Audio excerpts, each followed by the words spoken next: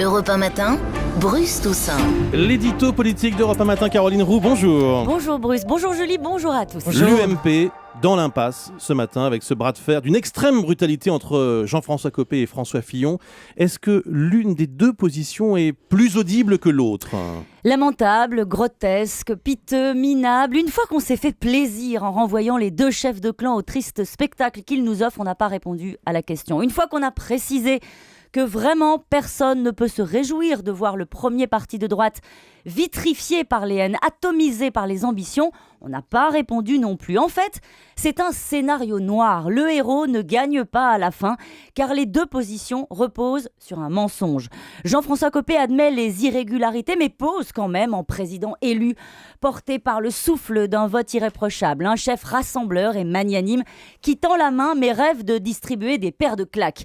Inaudible également François Fillon lorsqu'il justifie sa démarche par sens de l'intérêt général en noble défenseur de l'honneur de l'UMP. Pour preuve, il offre en sacrifice le poste de président du parti, mais ne dit pas que c'est pour mieux conquérir celui de président du pays.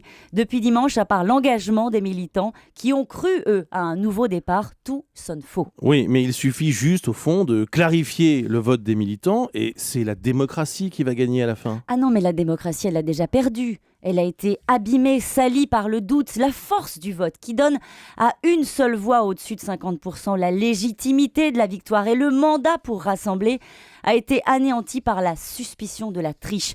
On peut imposer une autorité, même avec un score serré. On ne peut pas le faire si les voix d'écart sentent la magouille et la resquille. Pire, comment imaginer donner quelconque crédit à cette élection alors même qu'on en est à se demander si toutes les voix ont bel et bien été comptées. De ce vote-là ne sortira ni président légalement élu, ni un leader légitimement accepté. Alors comment ils s'en sortent ? En miettes, ça c'est sûr.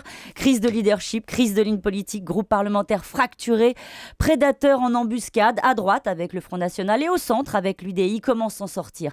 Il n'y a aucun chemin sans embûche. Est-ce que l'autorité morale d'Alain Juppé suffira ? Est-ce que l'affaire va se régler devant les tribunaux ou dans les urnes avec un nouveau vote ? Pourquoi pas ? Le psychodrame s'écrit chaque jour sous nos yeux. Il y a une seule certitude ce matin, le statu quo serait mortifère. Merci Caroline.